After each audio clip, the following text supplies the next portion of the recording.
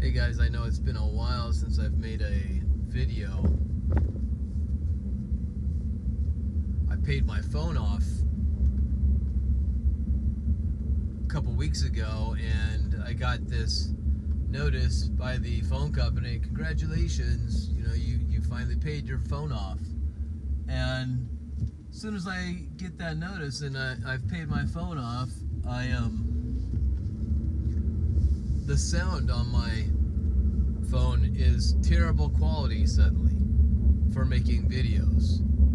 You could barely hear my voice and all you heard was a bunch of static, and it's probably even not going to be that great right now. I'm hoping it'll be better. I've done everything I could research to do online to try to fix this problem. There's a part of me that says, did they rig this? That when you pay your phone off, that they create problems so that you have to go buy another phone? Because of course my phone payments are higher when I'm paying off the phone, and now that my phone's been paid off, sudden problems are happening. It's just very strange, you guys. So I apologize if the sound quality is not right. I've done my best. I don't want to buy another new phone. This is the iPhone 11 I've had for a while, and I just don't feel like having another phone payment, especially when it feels like they create chaos, and the only way to bring order out of this chaos is, well, we recreate the chaos, but we create the solution, right? They cause the problem, make the phone break down, program it to break down, or however they do it, and then, well, the solution is buy another one. Just like I think the thing that happened at the end of 2019, I do believe that it was planned, that it was created. It is chaos, and they create the chaos or the problem, and then they say, now we'll create the solution for that problem, and convince so many people to take their solution for the problem. And you guys know what I'm talking about.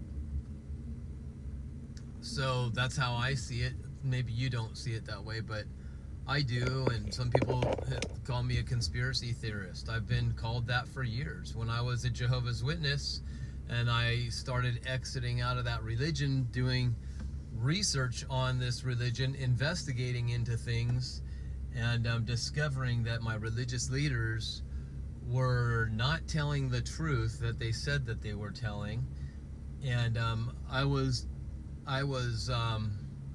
programmed with these teachings for 30 years of my life, and suddenly I start doing a little bit of investigating of my own, and the deeper I went into things, the scarier it actually got, because I was discovering that everything I was taught my whole life was a lie. And so when I had spoken to my religious leaders, when I had spoken to them the things that I was discovering from Scripture, they of course saw me as a conspiracy theorist, and, oh, you're trying to tell us that there's millions of us and we're all wrong, but you're right, but we're all wrong. And I'm like, well, that's not the way I worded it, but okay, I suppose that must be what I'm saying, So of course you get branded as a conspiracy theorist when you start to think differently than everybody else, who just puts the blindfolds on, and when they say, open up your mouth, here comes the airplane, and they spoon feed you whatever they want to spoon feed you, that's how the world is today. They're spoon fed what they are told to believe, and they just buy into it. And then when problems happen in their lives, that's chaos, they don't, oh, how did this happen? Boo-hoo. There's like zero accountability today.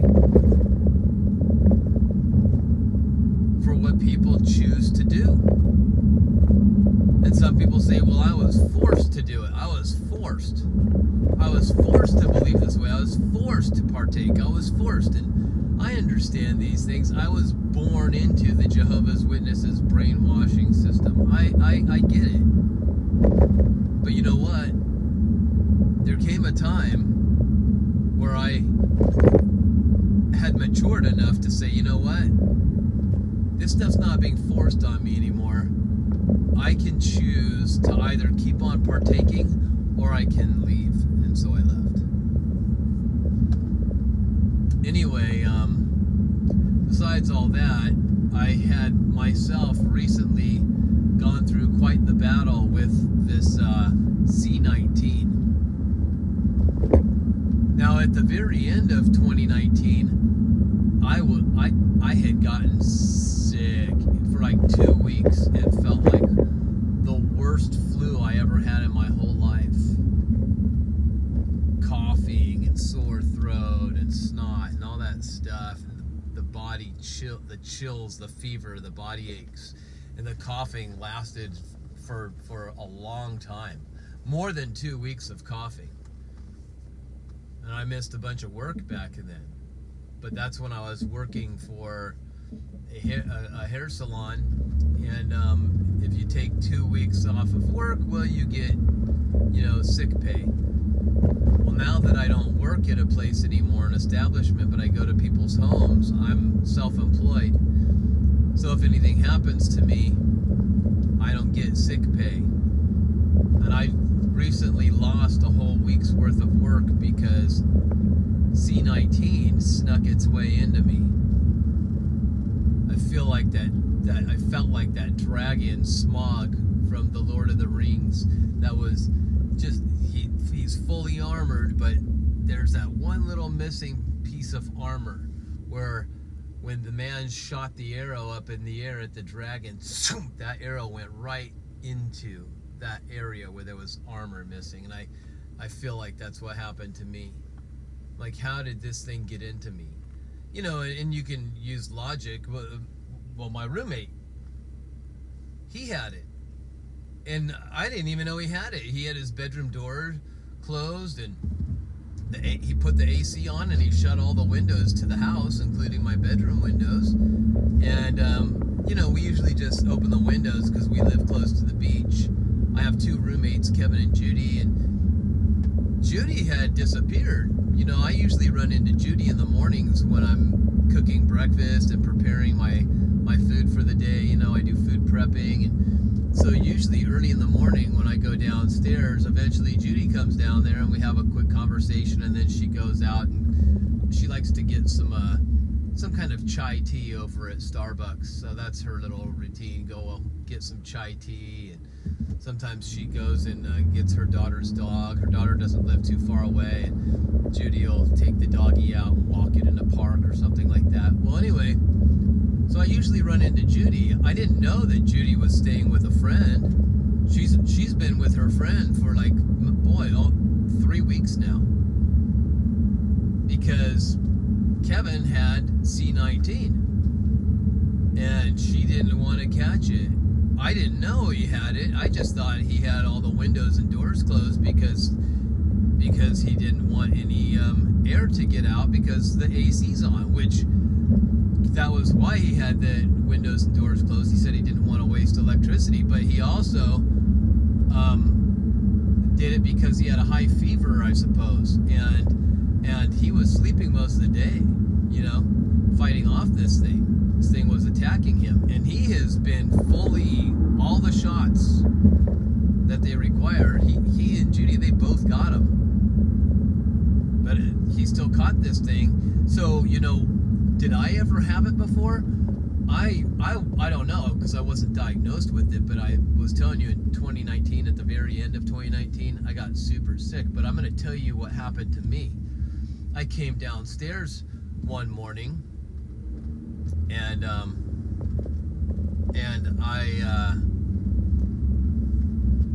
made my pre-workout meal. I eat a little something before I go to the gym, and I made my pre-workout meal, and I went to eat it, and I'm like, ugh. and I spit it out. This stuff is bad. Why is my food bad? I don't let my food go bad, and I never throw food away. I don't throw food away because I don't let my food go bad. But I had to toss this stuff in the trash because it tasted terrible. So then I just thought, you know what, maybe I'll just have a bowl of Greek yogurt, some plain Greek yogurt. So I put some plain Greek yogurt in a bowl, a little cup of it, and I took a bite of that, and it was disgusting. And I thought, what's going on? And then I like to drink cold coffee in the morning, just black, with just a dash of stevia in it, and I went to drink that, and it tasted wrong. No, what's going on? And then suddenly my body got super hot, and I was soaking wet, like instantly, like sweat, like a hot flash. And I'm like, I feel so weird, and I noticed that I was super tired that morning as well. It felt like I didn't get any sleep the night before, and my body was sore everywhere. It felt like how people describe arthritis, or even Lyme's disease. People that get Lyme's disease, it pains all throughout my whole entire body. And so I was, thinking maybe I'm just overworking. I'm working a lot doing these house calls. I don't take a break. I'm working 7 days a week.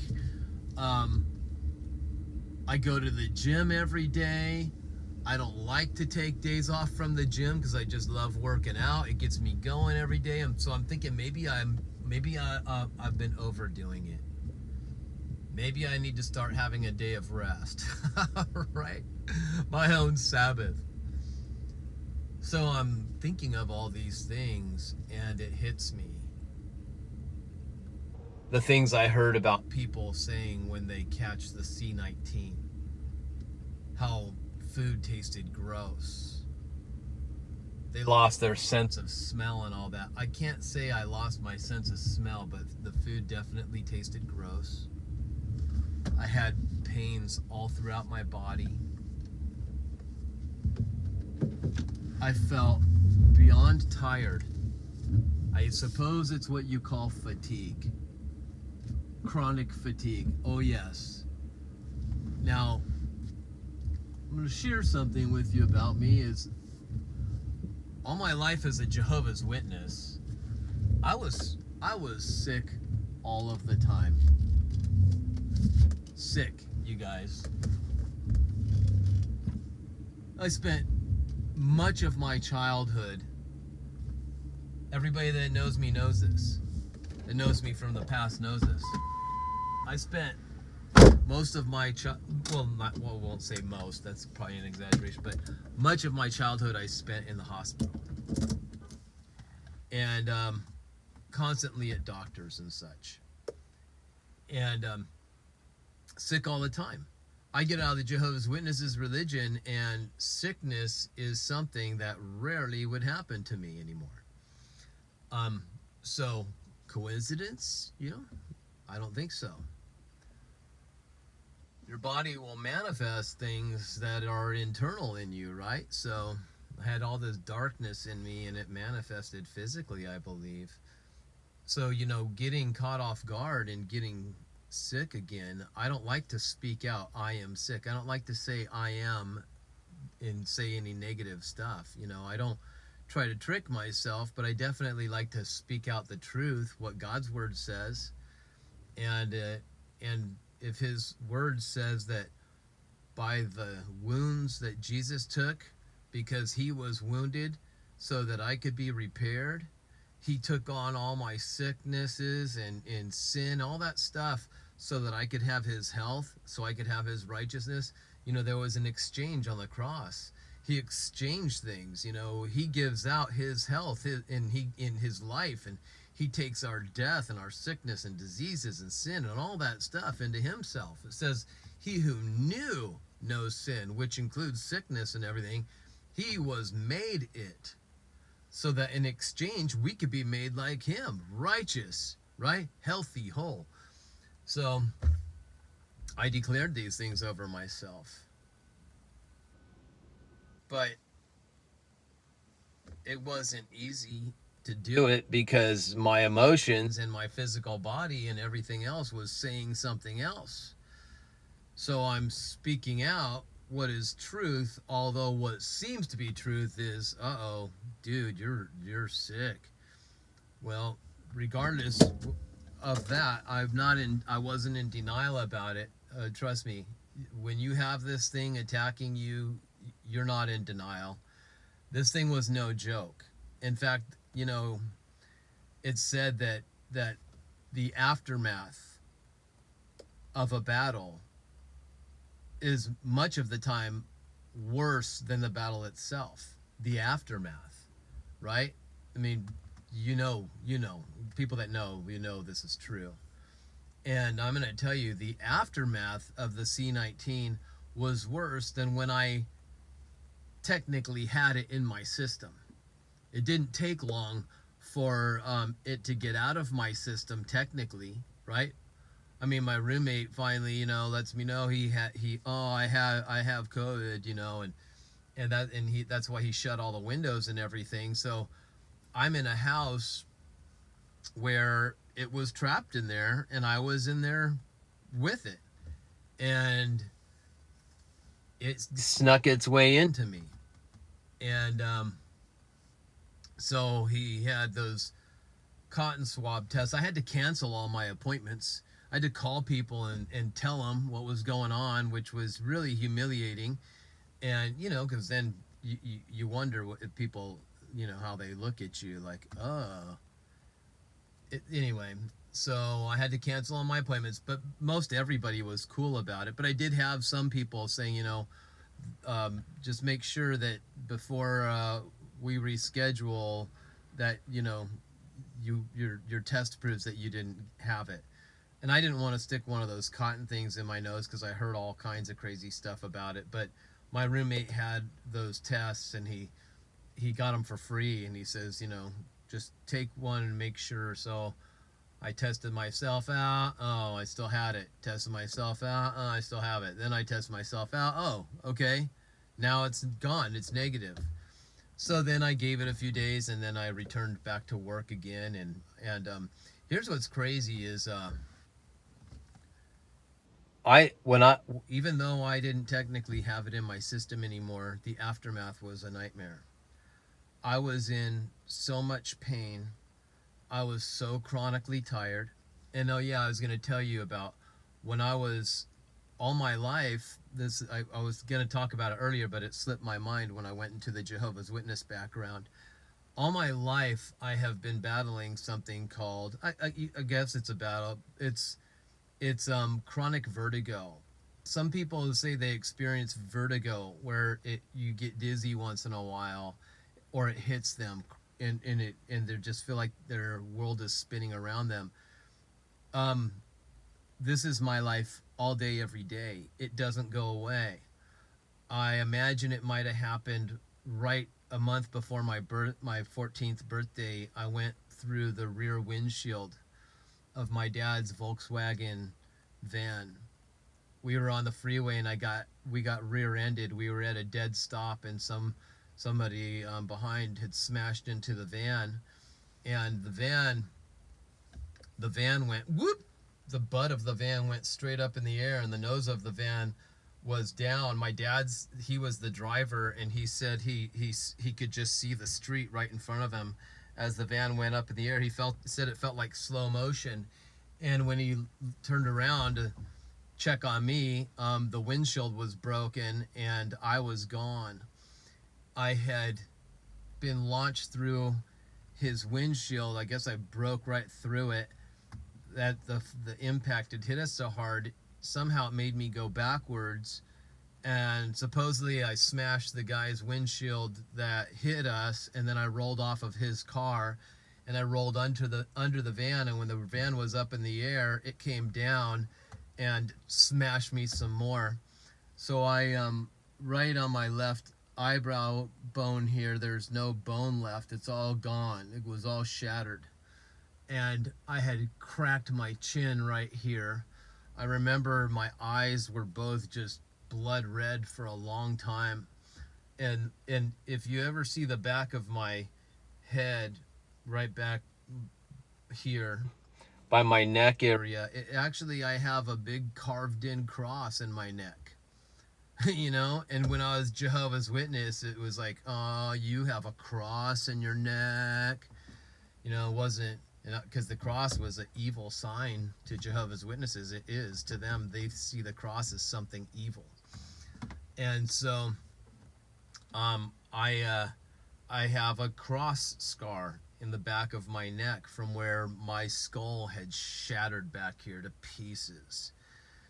And pretty fortunate that they said if the injury was 1/8 of an inch either higher or 1/8 of an inch lower, I would have been dead instantly. But it was almost like the perfect injury to where I had shattered my skull. It was just so perfect where it was at that I didn't end up dying.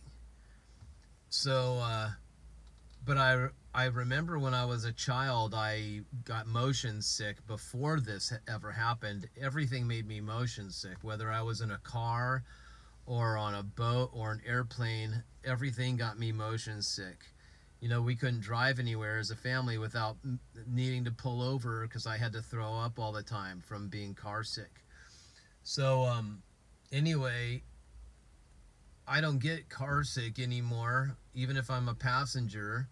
Last time I was on a boat, I didn't get seasick. I haven't really tried going out in the ocean for hours and hours and hours, you know, to test it out anytime recently. And I haven't been on long airplane rides, but I don't get that anymore. And I think it's because I inherited something from the car accident, which is just chronic vertigo, where my whole world is spinning all day, every day, where if I was motion sick, I probably wouldn't know it because I deal with it all day, every day, and it just hasn't gone away. And, you know, I've commanded and all that, and I've had other people lay hands on me and command it, you know, be healed and all that, and for some reason it's still there. Just like the C19, you know, I commanded be healed, body, head to toe, you know, and but the C19 was still there.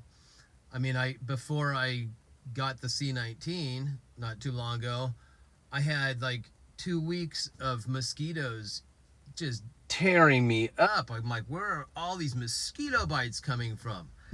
My roommates thought it was funny because they're like, what's wrong with you? Because mosquitoes don't touch either one of them.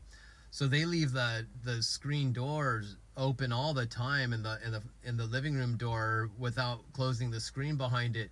They leave it open all the time because when we have their daughter's doggy at our house, they like to, you know, leave it open so she can go outside if she needs to potty and all that.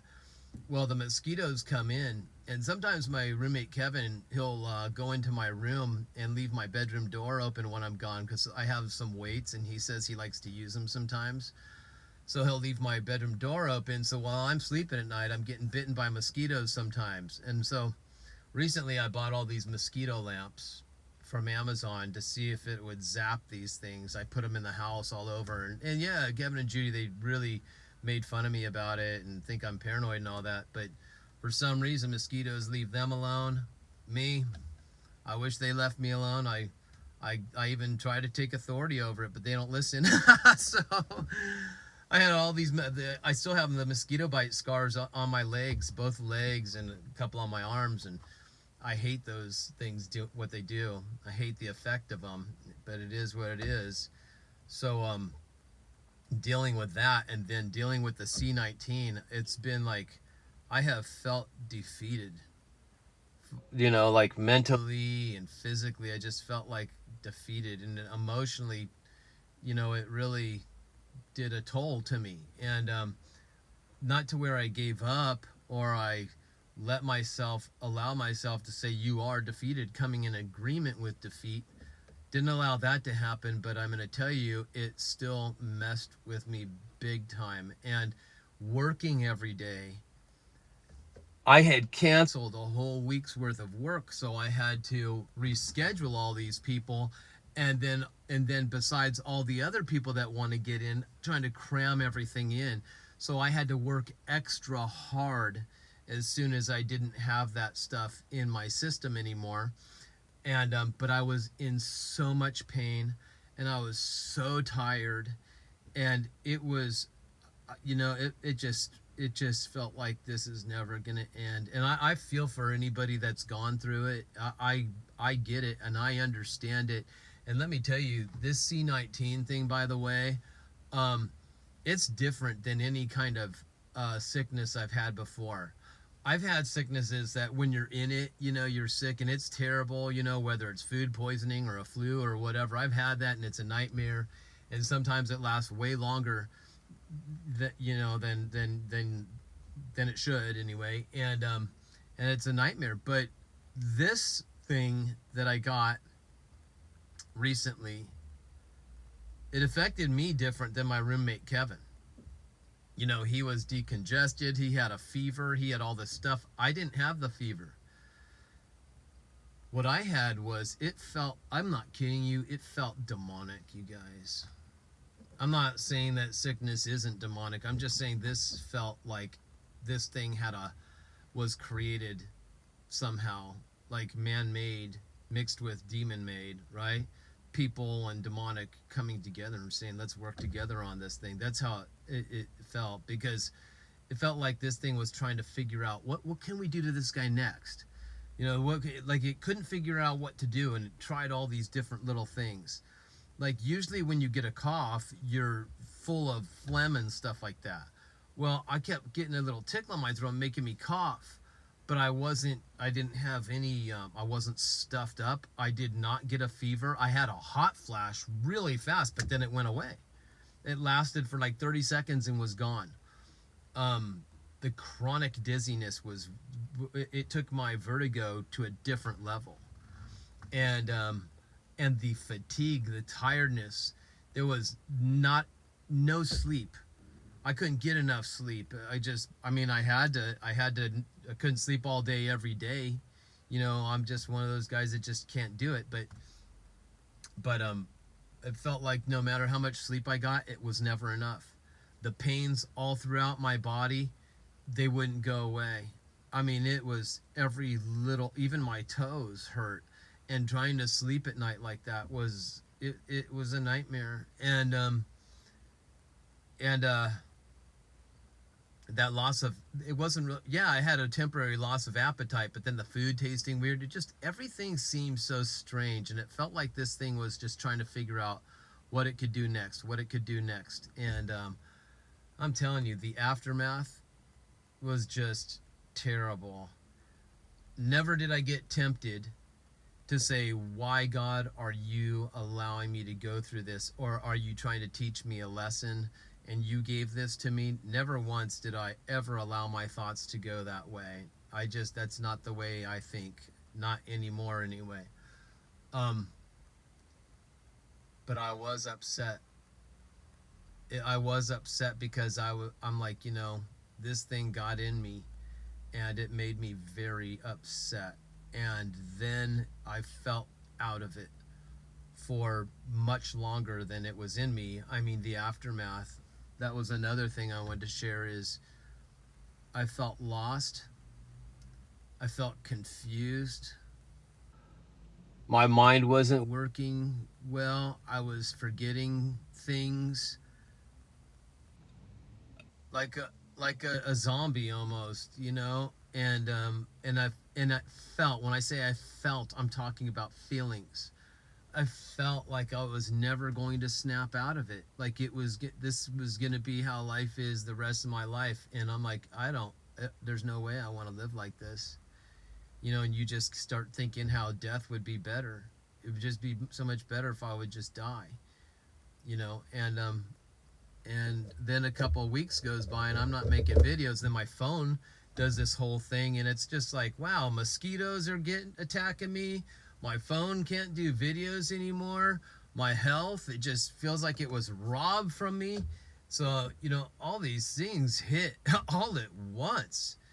And it's just like, this really is terrible. And then, the feelings of, do my roommates even care? You know, that they run for their lives and they put the AC, he puts the AC on to make himself feel better, but then he traps me in this stuff. Judy takes off, makes sure she's safe, but nobody tells me, oh, hey, by the way, you know, and they know me. And it's probably because, you know, I'm the guy that prays for people, lays hands on people, believes in healing. I'm the guy that doesn't get sick. So, you know, maybe that's why they thought it was all okay. I don't know. You know, it's, but I didn't let myself get mad at them or blame them. I wouldn't do that. That's not my character to do that, you know. But I'm just saying, you know, all this emotional stuff started really attacking me. And so, you know, but I can just say I know what emotions and health issues and all this stuff, when you're getting attacked, I know how it feels, you guys. It's a terrible thing, and it would be nice. You know, my thing is I don't reach out and ask for prayer, you know, for myself. I have lots of prayer requests. I mean, this whole couple of weeks, when I hear from people, most of the time it's just about, hey brother, can you pray for me? And there's been a couple of you that reached out to me and said, hey, I haven't seen you on YouTube for a while, are you okay? And I really appreciate you guys. There's been about, I think about 4 of you that actually reached out to me to just see how I'm doing. I'm used to people just sending me requests, prayer requests, or hey, this scripture bothers me, can you explain it to me? I got a whole bunch of those, but very few people asking how I was. And, you know, and part of it's my fault because I don't reach out and say, hey, you know, you guys, could you lift me up in prayer? Maybe it's pride, I don't know. But I couldn't make a video anyway. My sound was not working. So hopefully I fixed it a little bit and this sounds a lot better. Otherwise, I've spent a whole bunch of time in my car when I need to get going, wasting my breath with terrible sound. Hopefully it's not that way. But those of you that reached out to me, I do appreciate it so much. And there's like 3 of you that have been following me for a while. You guys know who you are, that have actually, you know, you regularly pray for me, and you even send me financial gifts every month. And I just can't thank you enough for the support you've given me. You know, there's been people more than 3 over time that have given, but there's 3 regular people that just every month, and I'm just very humbled by it, and I'm just really grateful for you guys. And for those of you that have shown that you cared or even asked how I'm doing, I really appreciate that. And yeah, I feel like I need to up my prayer for all of you and everybody out there that this C19 is attacking. It's like no wonder people feel like they need to get the shots in them, because this thing is a nightmare and it does take lives. And you know, it is a weapon, and it was formed against us, against everyone.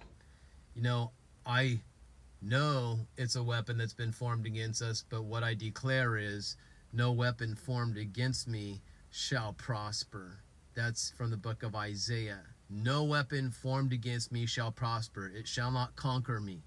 So it tried to, but it's done. It's been defeated. You know, the battle was over, except the aftermath of the battle just continued for a long time.